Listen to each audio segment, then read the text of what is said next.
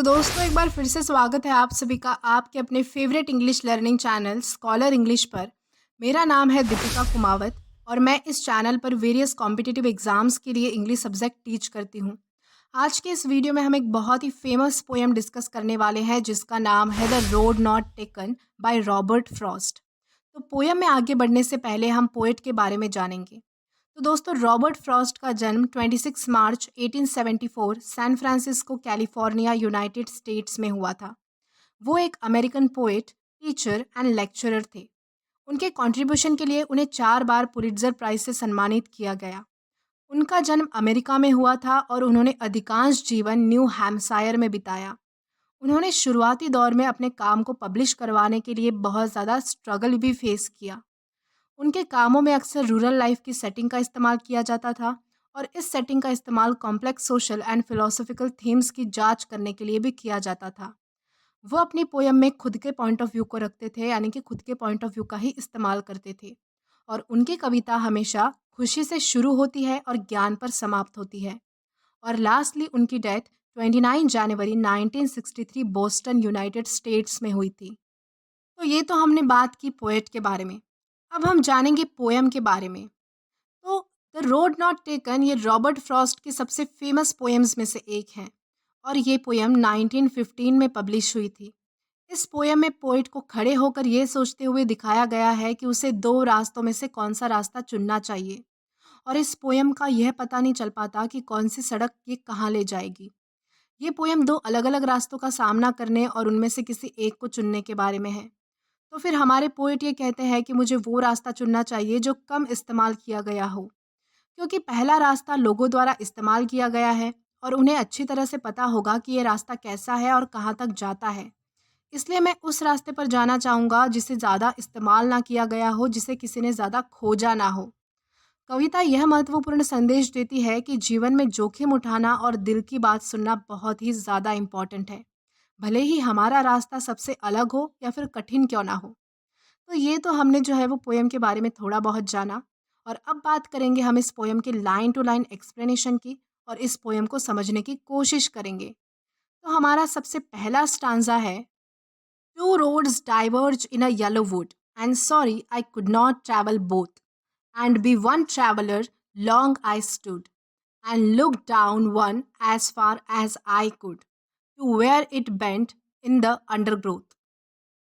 तो इस स्टांजा की सबसे पहली लाइन है, two roads diverge in a yellow wood. तो इस फर्स्ट लाइन में ये कहा गया है कि जो रोड है वो दो अलग अलग रास्तों पर जाती है, यानी कि रोड जो है वो जंगल की तरफ जा रही है और जंगल को यहाँ पर येलो वुड कहा गया है क्योंकि ऑटम सीजन की वजह से सारे पत्ते सूख के पीले पड़ गए हैं, इसलिए जंगल पूरा येलो दिख रहा है जहाँ से दो रोड जो है वो अलग अलग जा रही है। देन इसके बाद अगली लाइन है, and sorry I could not travel both, यानी कि मैं इन दोनों रास्तों को ट्रैवल नहीं कर सकता क्योंकि मैं अकेला हूँ, इसलिए मेरे लिए दोनों रास्ते लेना मुमकिन नहीं है और मुझे किसी एक रास्ते को ही चुनना पड़ेगा। And be one traveller long I stood, और एक यात्री के तौर पर मैं वहाँ बहुत देर तक खड़ा रहा। And look down one as far as I could, और मैंने उस रास्ते को जहाँ तक मेरी नज़र जा सकती थी वहाँ तक देखा। To where it bent in the undergrowth, वो रास्ता झाड़ियों में झुका हुआ था, यानी कि जब मैं देख रहा था तब जहाँ तक मेरी नज़र जा रही थी वो रास्ता आगे से झाड़ियों में मुड़ गया, बेंड हो गया। अंडरग्रोथ का मतलब होता है झाड़ियाँ या फिर जंगल। ओके, तो ये स्टांजा क्लियर है। देन इसी के साथ हम हमारे सेकंड स्टांजा की ओर बढ़ेंगे। तो हमारा सेकंड स्टांजा है, then took the other as just as fair and having perhaps the better claim because it was grassy and wanted wear, though as for that the passing there had warned them really about the same। तो हमारी सबसे पहली line है, then took the other as just as fair, यानी कि मैंने इसीलिए जो है वो दूसरा रास्ता ले लिया जो कि उतना ही सुंदर था जैसा कि पहले वाला था। And having perhaps the better claim, और शायद मैंने जो रास्ता लिया है वो पहले वाले रास्ते से ज़्यादा बेहतर भी था। Because it was grassy and wanted wear, क्योंकि जो पहले वाला रास्ता था वो ग्रासी था, यानी कि बहुत ज़्यादा घास थी वहाँ पे, और इस वाले रास्ते के कंपैरिज़न में यानी कि दूसरे वाले रास्ते के कंपैरिज़न में जो रास्ता मैंने लिया है, उसके कंपैरिज़न में वो रास्ता जो है वो ज़्यादा घिसा हुआ था। यानी कि वहाँ से ज़्यादा लोगों ने ट्रैवल किया होगा, इसीलिए जो है वो रास्ता मैंने चुना नहीं। Though, as for that, the passing there had warned them really about the same. हालांकि मैंने जो रास्ता चुना है वो भी लगभग ऐसा ही था, यानी कि पहले वाले जैसा ही था। दोनों ही बराबर ही घिसे हुए थे। तो ये हमारा सेकेंड स्टांजा था। आई होप आपको क्लियर हुआ होगा। देन इसके बाद हमारा थर्ड स्टांजा है, and both that morning equally lay in leaves no step had trodden black.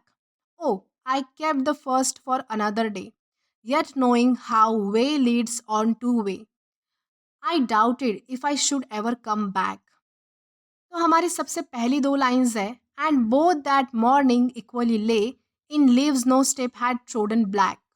यानी कि उस सुबह जब मैं वहाँ पे था तो दोनों ही रास्ते पर पत्ते पड़े थे जिनको किसी ने कुचला नहीं था, यानी उन पर चलने के या फिर पैरों के काले निशान नहीं थे, यानी कि कुचले जाने के कोई भी निशान वहाँ पर उन पत्तों पर नहीं थे. ट्रोडन का मतलब होता है किसी चीज़ पर चलना या फिर उसको कुचलना, उसे हम कहेंगे ट्रोडन.